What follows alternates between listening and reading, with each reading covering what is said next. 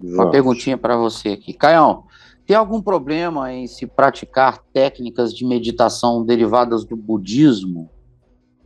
Não, tem não. Nenhum problema. O budismo, inclusive, é uma religião sem Deus, no sentido de propor um Deus pessoal. Então, é uma religião que propõe muito pouco conflito. Eu estou dizendo muito pouco porque a maioria das religiões propõe conflito. O judaísmo propõe conflito. Não dá para negar. Quando diz eu sou o povo escolhido e os outros não são, é uma espécie de arianismo de engenharia reversa. Mas por isso eu jamais seria sionista. Eu sou uma pessoa que sempre defendeu o Estado de Israel, mas fazendo diferença entre o Estado de Israel, o povo de Israel e o verdadeiro Israel de Deus, que não tem nada a ver com o DNA de Abraão e tem a ver exclusivamente com a fé em Jesus no Evangelho. São coisas totalmente diferentes, mas que as pessoas não entendem. E o cristianismo é uma religião de supremacismos. O cristão vai para o céu, o resto da humanidade que não soube de Jesus está no inferno.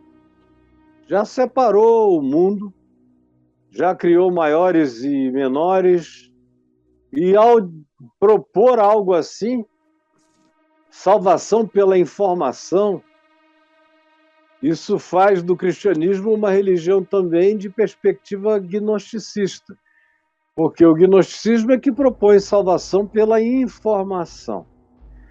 Então, quem recebe a informação está salvo. Quem não teve a informação, mesmo que tenha morrido lá na Ilha de Páscoa, foi para o inferno.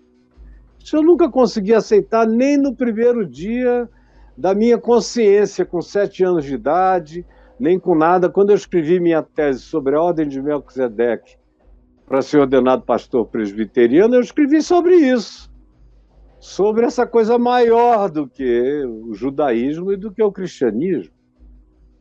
Porque o evangelho é maior, porque Jesus é maior. Mas a religião do cristianismo é separatista, é segregacionista. Em todas as perspectivas é assim. Faz acepção de pessoas. A mesma coisa com o islamismo. São religiões de livros, cada um com as suas bíblias. Aí você diz, mas o budismo também tem. A diferença é que a divindade do budismo não é pessoal. Ela não diz eu sou. E os discípulos dessa divindade são estimulados a transcender para um lugar de paz, de serenidade, aprender a compaixão pelo próximo e pelas outras criaturas da criação, embora não sejam ensinadas sobre a possibilidade de uma relação pessoal com Deus, como Jesus ensinou. Jesus não fez acepção de pessoas. Esse foi um dos maiores choques que ele causou para o judaísmo, que o matou. É que ele tratava todo mundo do mesmo jeito e da mesma forma. Então não é ter os profetas do Velho Testamento que faz alguém surtar, porque Jesus citava os profetas, mas ele não citava aquilo que tinha passado na Escritura, ou que ele tinha vindo para cumprir e liquidar, consumar. Ele citava o que permanecia, que durava para sempre, e chamava Deus de Pai. E Paulo diz que é Pai de todos, que age sobre todos, por meio de todos, está em todos. Paulo cita o poeta grego, pois nele nós nos movemos, existimos e respiramos, todos nós. Nele tudo subsiste. Então, a teologia do Evangelho não produz essa segregação. Agora, o cristianismo da Bíblia produz essa segregação, o judaísmo da Torá produz essa segregação, o islamismo do Alcorão e das Sharias produz todo tipo de segregação. O budismo, a meu ver, falta nele a possibilidade doce de você ter essa relação com o Pai no coração, sabendo que Ele é Pai de todos, os meus irmãos, no mundo inteiro. Como João disse, que Ele é o advogado de todos nós. Filhinhos meus, não pequeis, mas se todavia alguém pecar, tendes advogado junto ao Pai, Jesus Cristo, o justo. Ele é a cobertura, a propiciação pelos nossos pecados. E não somente pelos nossos próprios, mas ainda pelos do mundo inteiro. Primeira Epístola de João, capítulo 2, verso 1.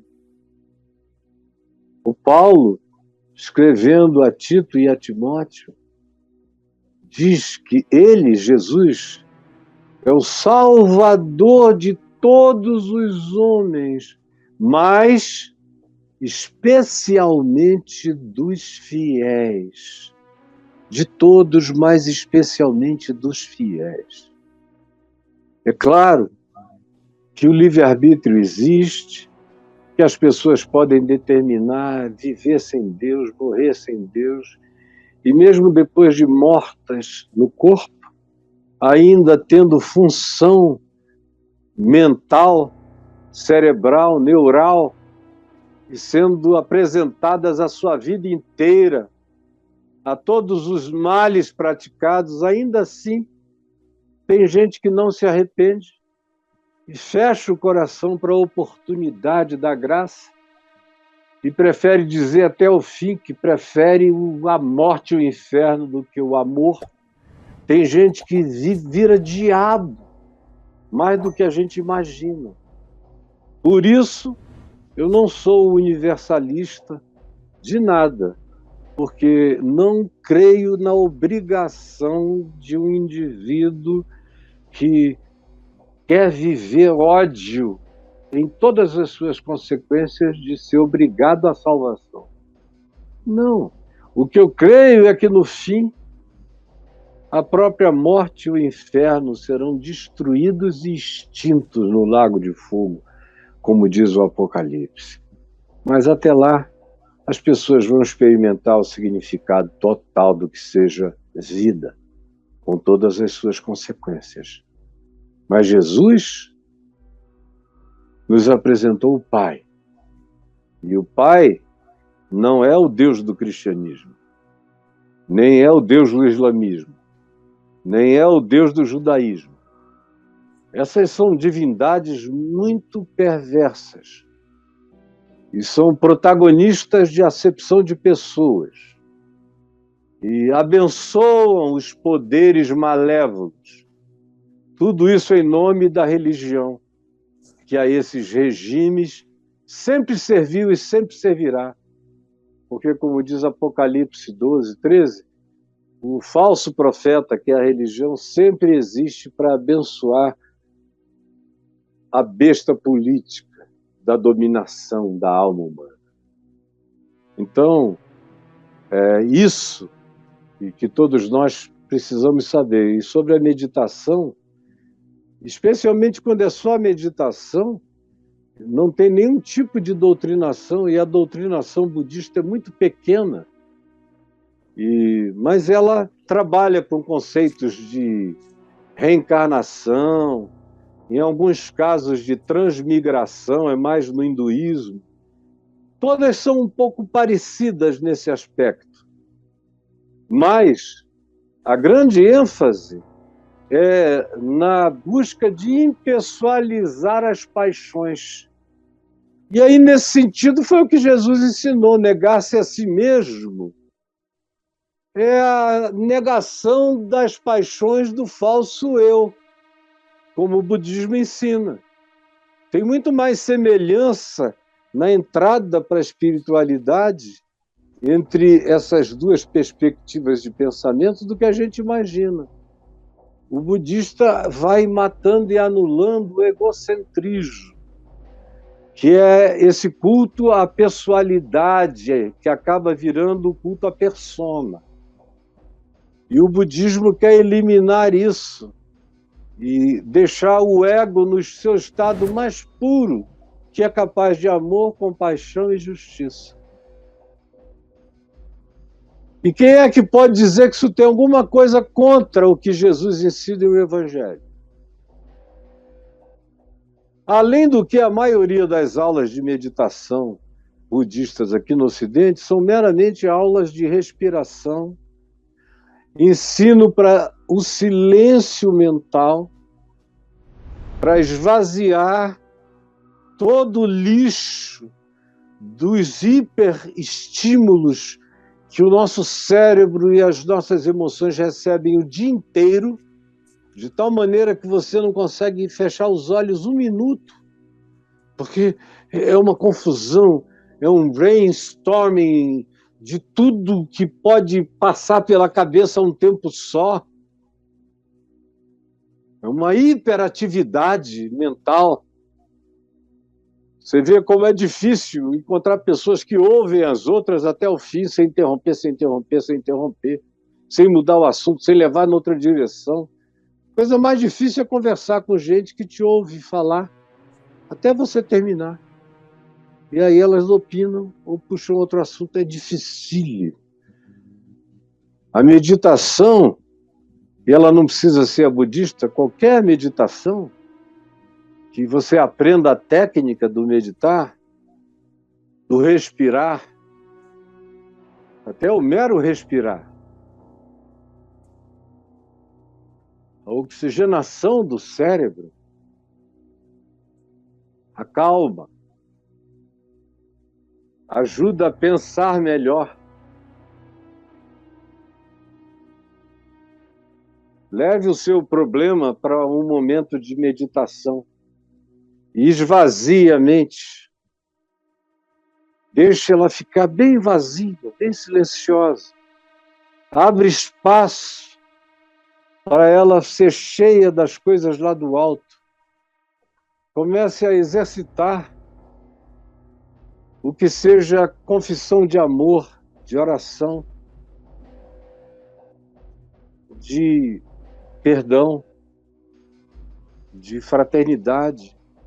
Abençoe o mundo, as pessoas, a criação. E não tenha medo do silêncio. E deixe que o seu coração silencie, até não haver nenhuma voz sua, nem de outros em você. E você vai começar a ouvir as vozes mais profundas do seu ser, que pela barulheira dos tempos, a maioria quase absoluta não consegue nem ouvir. E vive vidas só de reações pulsionais, de emoções descontroladas, ou de clichês tomados como dogmas, e vão só se enrolando cada vez mais. Cada dia de vida é uma complexificação a mais na existência da maioria das pessoas. Ao invés de ser um dia de mais quietude, mais silêncio, mais paz, mais sobriedade, mais serenidade, mais autocontrole. Então, a meditação é exercício de autocontrole. É como botar a mente, o espírito, a alma sob as rédeas da consciência, do amor, da justiça e da bondade e da verdade. Então, faça assim. Faça assim. E você só tem benefícios a receber.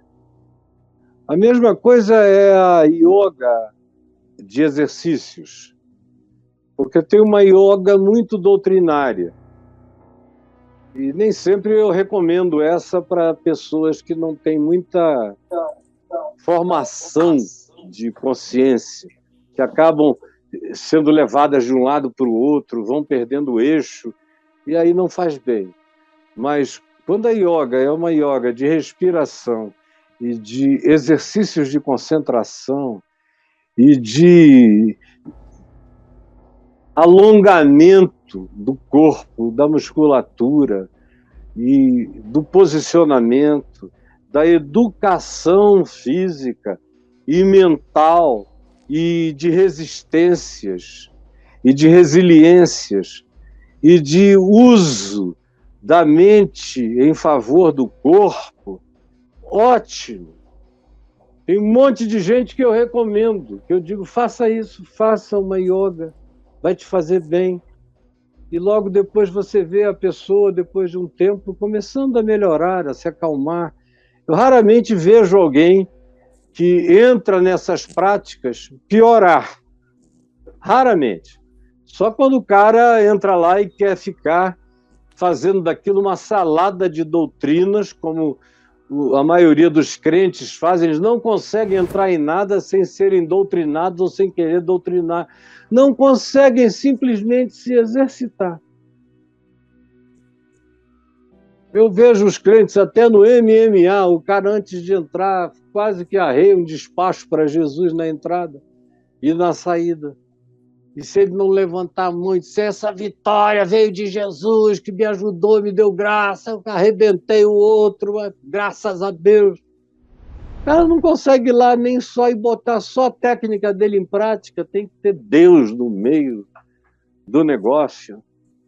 E Deus não fica infeliz quando o homem exerce o seu lugar humano de desenvolvimento pessoal, em qualquer que seja a natureza do exercício.